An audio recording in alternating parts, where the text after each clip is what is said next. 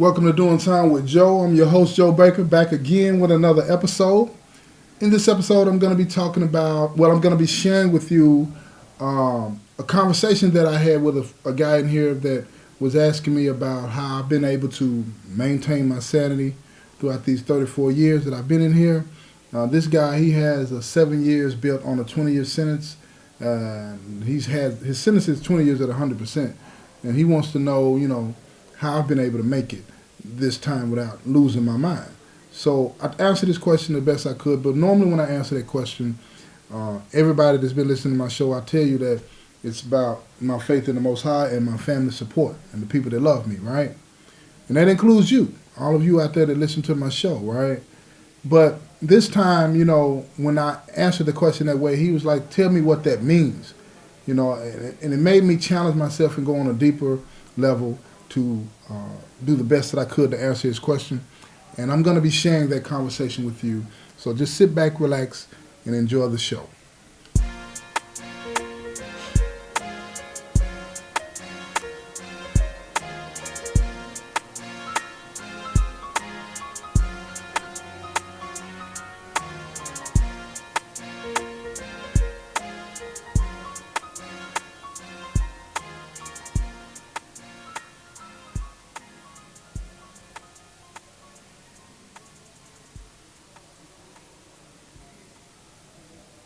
Well, here we go, y'all.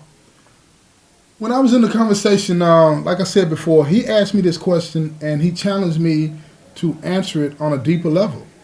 He wanted to know how I was able to maintain my sanity and wanted me to get deeper into when I answered the question by saying that, about my faith, my family and friends, and the people that support me and love me, the people out there like you that support and listen to my show. And when I thought about what he said on a deeper level, as he was asking me, I thought about the attachments that I've made throughout my incarceration. The attachments that I've made to the people out there, my family, my friends, the people that love me. The attachments that I've made in here. The attachments that I've made with people that work in facilities like this. Those attachments have allowed me to maintain a sense of hope, a sense of focus, and accountability. When I was explaining this to him, he said, you can't do that in here. And I was like, you're right. You're right. Prison is about one of the things that prison is about is not being able to make attachments. I bucked that trend, but he made a good point. You can't become attached to the people in here for several different reasons. You don't know them. Mostly everybody is not forthcoming and totally honest about the circumstances in which they're in prison. Examples, if you meet somebody that happens to have a sex-related charge, 9 times out of 10, they're not going to tell you the whole story about their conviction. If the conviction involves a child or a young adult, they'll tell you that the person was 21 or grown and that they wanted it. Or they were their boyfriend and girlfriend. They were together like that. Or they'll just make up a whole another story that's totally disassociated with the case and say they were in for drug charges and, they met somebody that was a junkie and they wanted some dope and they didn't give it to them, so they yelled rape and they got arrested and found guilty for it. There's something totally disconnected from the case. Or you can run into somebody in here that testified against somebody. Or you can run into somebody in here that does not want to take accountability for their situation and they just lie about it. Make up all kinds of excuses as to why they didn't do it, they shouldn't have been found guilty, even though they did it and were guilty of sin. Those lies that they tell don't allow for a meaningful emotional connection with anybody. And it blocks you from actually getting to know the person that you're going to be around for the number of years that you're going to be here if you're at the same facility with them. And this same theme holds true when you're dealing with the people that work at the facility. I'm not saying that they lie. What I'm saying is the hindrance in that relationship becoming something that would allow you to trust and tell them something. Like if you were feeling bad one day, you could go to them. The hindrance in that is you might have situations where people that observe you see you doing that, and then they accuse you of being somebody that would tell the administration something. Or you could attempt to make this bond, this connection with this person that works here, and you get accused by the administration of trying to manipulate them, and if it's a woman, trying to have sex with them, if it's any other situation, trying to get them to bring you some contraband in. All of these different dynamics prevent you on either side of the issue, whether you're in blue or gray. And when I say blue or gray, I mean blue, somebody in prison, gray is somebody that works in prison. All of these hindrances prevent you from making a meaningful emotional connection with anybody. But I have been able to resist a lot of that. I've been able to talk to people honestly about my circumstances, and I'm going to tell you, I can't tell you why that is. I just looked at it as like, what's the point in lying? What's the point in lying? And just tell them what it is. If they don't like me, they don't like me. And some people don't like me. Let's go on record saying that. I understand that. Some people think that I think that I'm better than them. That's not true. I don't think that. And it's because the way I conduct myself.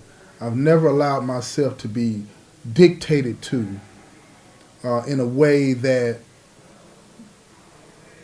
caused me to not want to be, cool with this person or that person. I never allowed the quote-unquote friendships that I would have with this group of guys over here to prevent me from having a friendship with this guy over here. I never allowed those things to manipulate and control me like that. I never allowed the relationships that I might have with some of the guys in here to prevent me from being cool with this particular officer or this particular person in the administration. Within boundaries. I understood all of that. I didn't put myself in situations because I didn't want to get hurt, but it didn't hinder me from being able to kick it with somebody that didn't see it the same way that I saw it. And as I look back on that, don't get me wrong, I didn't do it a lot, but I've run into people that worked in the system that provided me hope in their words of encouragement.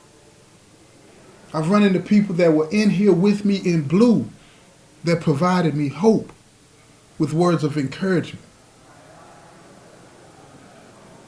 I've been fortunate enough to be able to receive that hope. And it's because I believe of my relationship with the Most High that I was open to that. Don't get me wrong. I haven't always done the right things in here. I haven't always said the right things to other people. I have my moments. But at the end of the day, in a place like this, prison, where there is, for the most part, no hope, where it's full of just people that are at their wits' end and is full of anger and hurt and bitterness and despair, I've been fortunate enough to find those opportunities to see further than what places like this would allow you to see. And as I was explaining this to him, it made me think about a conversation that I'd had with my sister a few days before this conversation. She was telling me that where she works at, they had hired someone that used to work at the prison that no longer works at the prison, and she had asked this person why they quit working there. And she said partly because of the way that they treat the people in here, us, the inmates. And she said she couldn't deal with that anymore.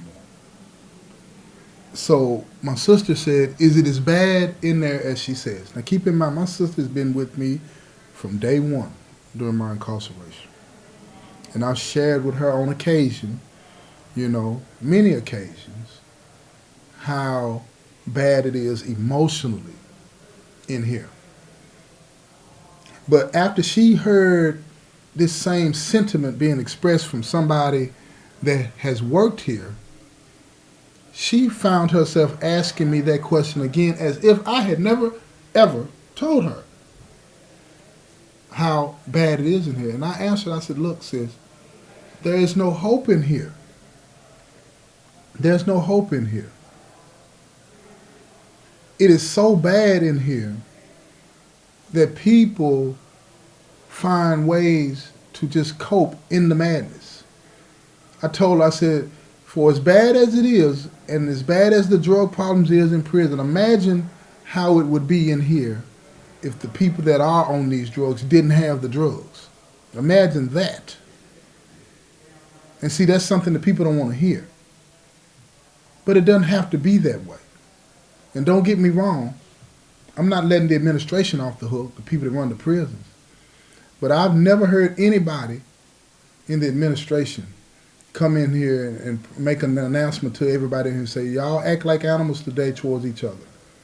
That's how prison is. They've never said that. We have taken on this identity of treating each other in a brutal way and associating with that as how prison should be ourselves. It doesn't have to be that way. But when you are restricted in your opportunities to grow emotionally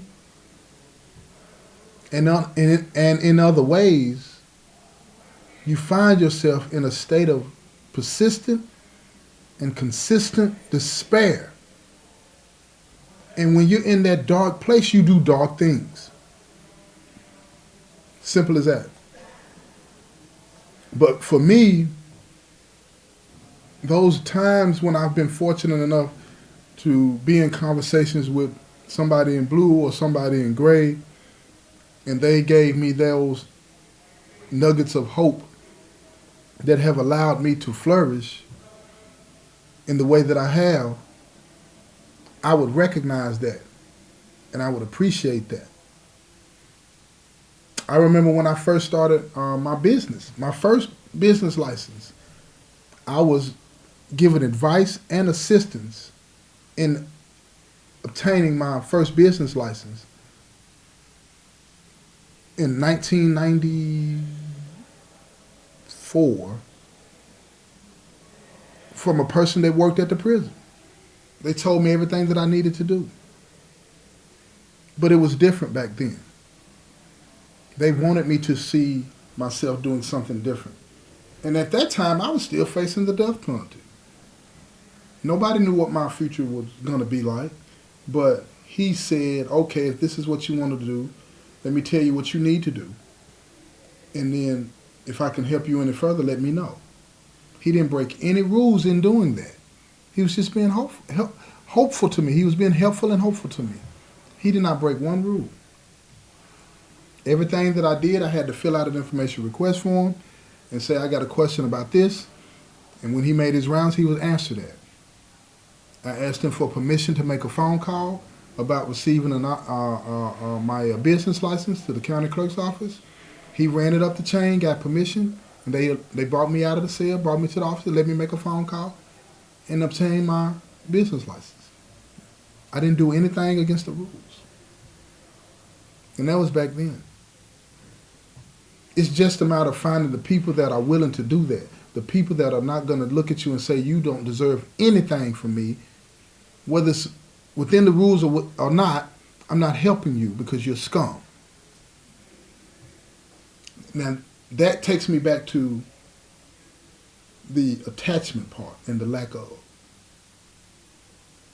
Not making those attachments, not making those connections, those emotional connections,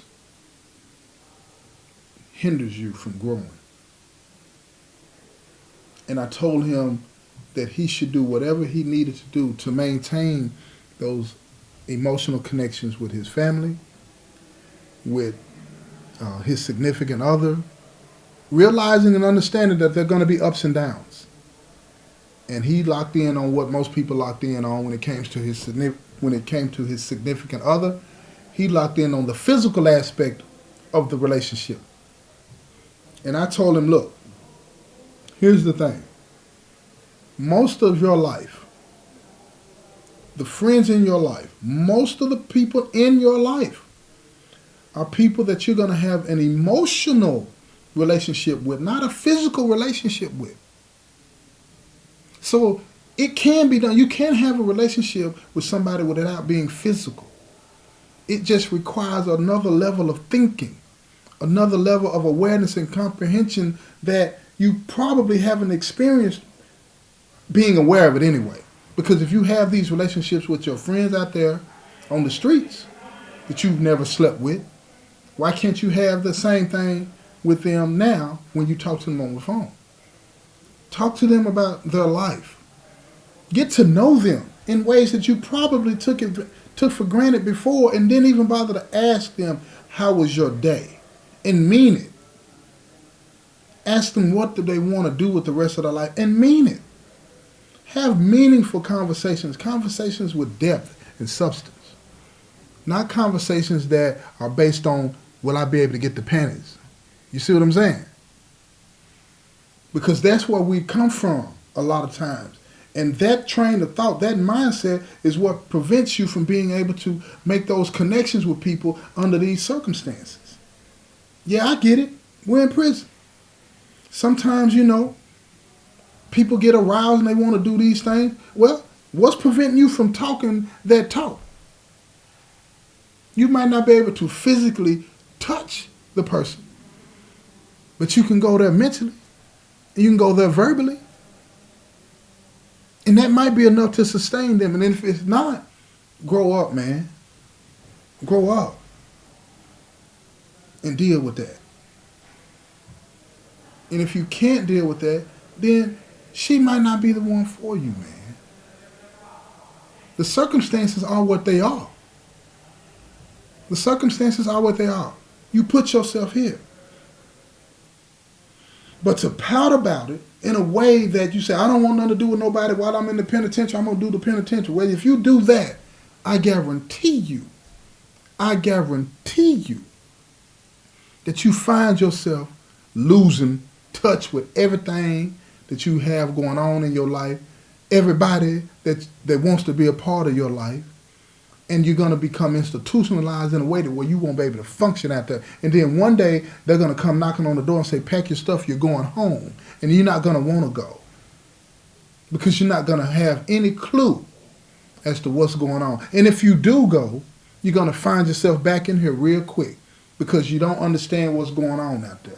That is the biggest thing that people do in here. They lock themselves into this mindset and want to be more concerned about the floor in the cell that they live in being nice and shiny and clean, which it should be anyway.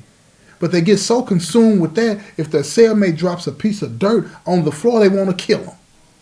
As opposed to focusing on what's going on out there and the future that they may have out there, whether it's 5, 10, 15, 20, 30 years away. They don't want to focus on it. It's too painful. But you put yourself here. And you should keep your eyes on that. I get what people say about trying to, don't be too hopeful in here. But I don't agree with it. I don't agree with it. There's nothing wrong with being hopeful and dreaming. if you take yourself out of that mindset of where your life, the extensions of your life and the opportunities in your life only surround drugs and other contraband and trying to get over on people, imagine yourself doing things positive and productive from this side of the fence out there. And then tell me what would people think about you. Try to achieve something in a way to where, they can't deny your success. They can't deny your contribution. See, that's hard for a lot of people. It's hard for a lot of people in here. And I understand there are a lot of reasons why most people can't do what I do. I get that. They don't have the same support that I do. They don't have the same drive that I do. But they can get it. Unless they have some kind of mental issue that prohibits them from being able to dream big and do things like that, they can get it. It's all about choice, man. That's what it comes down to. It comes down to choice. And you got to get to that point in your life to where, even on this side of the fence, to where you start to make the right choices. Choices that put other people before you. And that's what I think a lot of people miss out on. And that's what I was trying to get this young man. Well, he's older than me, actually. I take that back. Trying to get this brother to understand. You got to dream big. And I'm looking at his face while I was talking to him. And I could see the confusion and almost the anger in what I was saying. But I received what I saw on his face through a filter of grace and empathy for him. Because more than anything, he didn't understand what I was saying or how he could achieve it. Let's say that. He understood on one level what I was saying, but I don't think he really realized any avenue for him to achieve what I was saying. And that made him sad. But I told him, I said, if you get on that phone, and I know you do because I see you doing it, if you get on that phone and you got somebody out there that loves you, then you got a support system. If you got anything in your life that you've wanted to accomplish that is within reason, it's like you can dream in here of becoming a doctor or surgeon, but we can't go to school to learn that. So with all due respect, find something else. Write a book. Run a web-based business. I could name 10, 15 things that a person could do if they really thought about it. But we've limited ourselves so much to the things that you can achieve in here, which is selling drugs, selling phones, and any other type of contraband, that we can't even imagine ourselves doing other things. But it's not true. We're not limited like that. We receive those limitations. We accept those limitations. We believe those limitations on ourselves. You can play within the rules and achieve great things from this side of the fence, y'all. Trust me in that. It's possible. It is very possible. Now, with that, I want to round this out by saying this. The answer to his question is simply this. When you talk to somebody here in blue, nurture that relationship in the right way. Don't look at that person as somebody that you can use and manipulate and get over on. Look at that person as somebody that you want to help. And in helping him, he'll help you. Ask him what is it that he wants to do with his life. Even before you figure out what you want to do with yours. Why is that important? Because you're putting somebody before yourself. You put somebody before yourself, I'm telling you, the universe is going to open up things for you.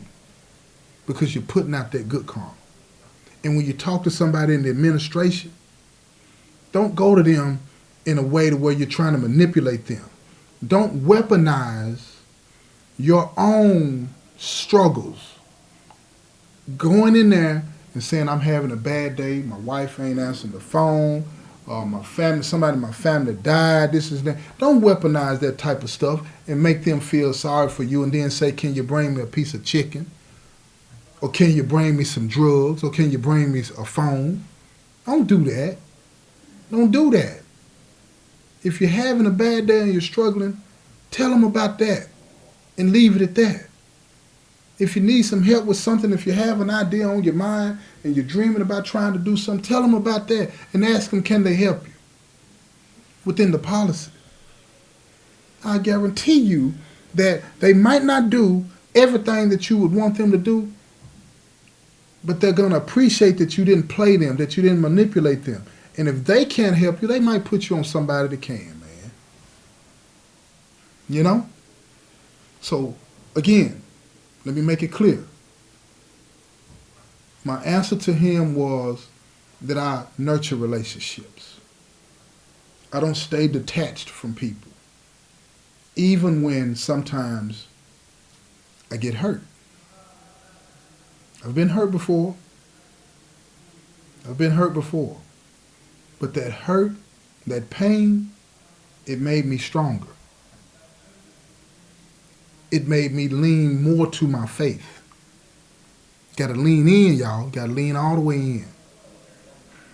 So I appreciate all of those things and those opportunities in my life where I did receive painful outcomes. I appreciate them, because it helped me along the way to become the person that I am. And that's the advice that I gave him. And now I'm giving it to you by sharing this story. I hope that you get something out of this. I hope that you've enjoyed the show. And with that, this has been another episode of Doing Time with Joe. I'm your host, Joe Baker, and I say peace, y'all.